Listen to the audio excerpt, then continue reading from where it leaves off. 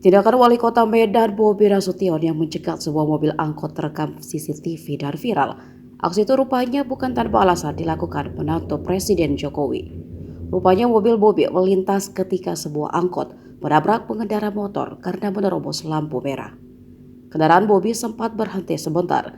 Kemudian mobil angkot lainnya terlihat juga menerobos lampu merah. Melihat itu, Bobi yang mengendarai mobil dinasnya lalu mencegat angkot tersebut. Ia lalu keluar dari mobil dan meminta sopir angkot berhenti. Bobi kemudian berjalan ke arah pengendara motor yang tertabrak. Bobi juga terlihat mendatangi sopir angkot yang menabrak dan menegur dengan memukul kaca mobilnya. Setelah itu Bobi tampak berbincang dengan sopir angkot dan korban pengendara motor.